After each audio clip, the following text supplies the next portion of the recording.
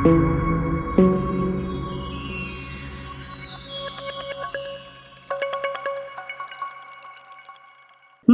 Multiple channel ప్రేక్షకులకి ముందుగా నమస్కారం. నేను మీ లక్ష్మీశ్రీ. శ్రీరామనవమి గురించి తప్పకుండా తెలుసుకోవాల్సిన కొన్ని విషయాలు. సాధారణంగా హిందూ పండుగలకి చాలా ప్రాముఖ్యతతో పాటు ఆ పండగ వెనుక చాలా మందికి తెలియని చరిత్ర కూడా దాగి ఉంటుంది. అలా హిందువులు జరుపుకునే ముఖ్యమైన పండుగలలో శ్రీరామనవమి కూడా ఒకటి. మరి అలాంటి ఈ పండుగ వెనక దాగి ఉన్న చరిత్ర ఏమిటి? అసలు ఎందుకు శ్రీరామనవమిని జరుపుకోవాలి? అసలు శ్రీరామనవమి యొక్క ప్రత్యేకతలు ఏంటి అన్న ఎన్నో ఆసక్తికరమైన విషయాలు మనం ఈరోజు ఈ వీడియోలో తెలుసుకుందాం. వీడియోలోకి వెళ్లే ముందు ఇంతవరకు మన ఛానల్ని సబ్స్క్రైబ్ చేసుకొని వాళ్ళు ఉంటే గనక మర్చిపోకుండా సబ్స్క్రైబ్ చేసుకోండి. ఇక లేట్ చేయకుండా వీడియోలోకి వెళ్ళిపోదాం. శ్రీరాముడు మహావిష్ణువు యొక్క 7వ అవతారంగా దశరథుడు యొక్క కుమారుడిగా జన్మించినప్పటికీ శ్రీరాముడు జన్మ వెనక రావణ సంహారం, మానవతా విలువల గుణం, సరైన రాజ్యపాలన, సంబంధాల విలువలని తెలిపే ఎన్నో అంశాలు దాగి ఉన్నాయి. ఇప్పటి వరకు భారతదేశాన్ని ఎంతో మంది రాజులు పాలించినప్పటికీ శ్రీరాముడు పాలించినంత గొప్పగా ఎవ్వరు కూడా పాలించలేకపోయారు అని చెప్పాలి. అందుకే ఎవరైనా గొప్ప పాలన గురించి మాట్లాడాల్సి వస్తే రామపాలన అన్న అంశాన్ని తీసుకువస్తూ ఉంటారు. అలా భారతదేశానికి ఎన్నో గొప్ప విలువలను నేర్పిన మహావిష్ణువు యొక్క అవతారం అయినటువంటి రాముడి మేలు ఎప్పటికీ మర్చిపోకుండా అందరూ స్మరించుకోవాలి అన్న ఆ రాముడి జన్మదినాన్ని శ్రీరామనవమిగా జరుపుకుంటూ ఉంటారు. అయితే శ్రీరాముడు అరణ్యవాసం తర్వాత సీత, లక్ష్మణ, హనుమంతుల వారి సమేతంగా వచ్చి ఈ రోజే పట్టాభిక్షుడయ్యాడు అన్నట్లు తెలుస్తుంది. ఇక చరిత్ర అలాగే పురాణాల ప్రకారం శ్రీరాముడు వసంత ఋతువులో చైత్ర శుద్ధ నవమి గురువారం నాడు పునర్వసు నక్షత్రము కర్కాటక లగ్నంలో మధ్యాహ్నం 12 గంటల వేళలో త్రేతాయుగంలో జన్మించినట్లు తెలుస్తుంది. అందుకే ఆ రోజు చాలా చోట్ల శ్రీరామనవమి ఉత్సవాన్ని మధ్యాహ్న సమయంలోనే ఘనంగా జరుపుతూ ఉంటారు. శ్రీరామనవమి జరుపుకునే తీరు విషయానికి వస్తే దేశవ్యాప్తంగా ఆ రోజు రామునికి పూజలు జరుపుకొని వీధుల్లో పెద్ద పెద్ద తాటాకు పందిళ్లు వేసి సీతారామ కళ్యాణం చేస్తారు. అయితే శ్రీరాముడికి అరటి పండ్లంటే ఎంతో ఇష్టం అన్నట్లు తెలుస్తుంది.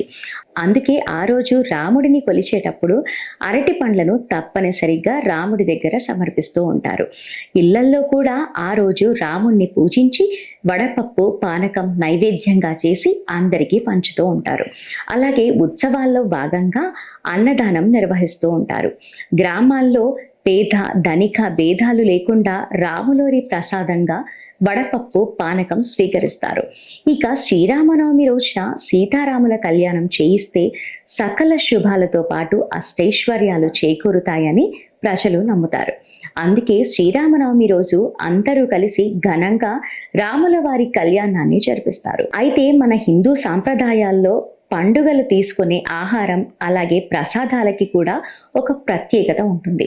మరి అలా శ్రీరామనవమికి ప్రసాదంగా తీసుకునే వడపప్పు, పానకం ప్రసాదంగా తీసుకుంటే ఆయుష్, ఆరోగ్యం, అభివృద్ధి చెందుతాయని మన పూర్వీకులు అలాగే పెద్దలు చెప్తూ ఉంటారు. అయితే ఆయుర్వేద పరంగా చూసుకున్నట్లయితే ఈ వసంత ఋతువులో వచ్చే గొంతు వ్యాధులకు పానకంలో ఉపయోగించే మిరియాలు, యాలకులు ఆ సమస్యకు ఉపశమనాన్ని కలిగించే ఔషధంలా పనిచేస్తాయి అన్నట్లు తెలుస్తుంది.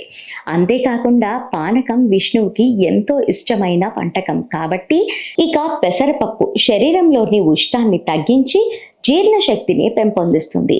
దానితో పాటు దేహకాంతికి, జ్ఞానానికి కూడా ఈ పప్పు ఉపయోగపడుతుంది అన్నట్లు తెలుస్తుంది. అయితే ఈ పెసరపప్పునే వడపప్పు అని కూడా అంటారు. దానికి కారణం మండుతున్న ఎండల్లో వడ కొట్టకుండా ఈ పప్పు అనేది వేడి నుంచి కాపాడుతుంది అని తెలుస్తుంది. అయితే రామనామము ఎంతో ప్రాముఖ్యమైనది అన్న విషయం మనకు చాలా మంది పెద్దలు తెలియజేస్తూనే ఉంటారు. మరి ఈ రామనామానికి అంత ప్రాముఖ్యత ఎందుకు ఉన్నది అన్నది మనలో చాలా మందికి తెలియకపోవచ్చు. దానికి సంబంధించిన 2 విషయాలు ఇప్పుడు మనం తెలుసుకుందాం. ఒకసారి పార్వతీదేవి పరమశివుణ్ణి విష్ణు సహస్రనామ స్తోత్రమునకు కాస్త సూక్ష్మమైన మార్గం చూపించమని కోరిందట. దానికి పరమేశ్వరుడు ఎల్లప్పుడూ నేను కూడా ఇలాంటి సందర్భం కోసం ఎదురు చూస్తున్నా అని చెప్పి పార్వతీదేవికి ఒక శ్లోకాన్ని తెలియజేశాడు. ఆ శ్లోకం ఏమిటి అనగా, శ్రీరామ రామ రామేతి రమే రామే మనోరమే సహస్రనామ తత్తుల్యం రామనామ వరాననే. ఈ శ్లోకం 3 మార్లు స్మరించితే ఒక విష్ణు సహస్రనామ పారాయణ ఫలితమే కాదు, భక్తులకు శివ సహస్రనామ ఫలితం కూడా లభిస్తుంది అన్నట్లు తెలియజేశాడు. ఇక రెండో విషయానికి వస్తే, రామనామాన్ని ఉచ్చరించినప్పుడు రా అనగానే మన నోరు తెరుచుకొని మన లోపల పాపాలన్నీ బయటకి వచ్చి ఆ రామనామ అగ్ని జ్వాలలో పడి దహించుకుపోతాయట. అలాగే మా అనే అక్షరం ఉచ్చరించినప్పుడు మన నోరు మూసుకుంటుంది కనుక బయట మనకు కనిపించే పాపాలు ఏవీ మనలోకి ప్రవేశించలేవట. అందువలనే మానవులకు రామనామ స్మరణ జ్ఞానాన్ని అలాగే జన్మరహిత్యాన్ని కలిగిస్తుందట. ఇవ్వండి శ్రీరామనవమి అలాగే శ్రీరామునికి సంబంధించిన కొన్ని విషయాలు. మరి ఈ వీడియో మీకు నచ్చిందని అనుకుంటాను. నచ్చితేనే లైక్ చేయండి, షేర్ చేయండి. ఇలాంటి మరిన్ని విషయాలు తెలుసుకోవాలి అని మీరు అనుకుంటే మా ఛానల్ని మర్చిపోకుండా సబ్స్క్రైబ్ చేసుకోండి. నెక్స్ట్ వీడియోతో మళ్ళీ కలుద్దాం. నమస్కారం.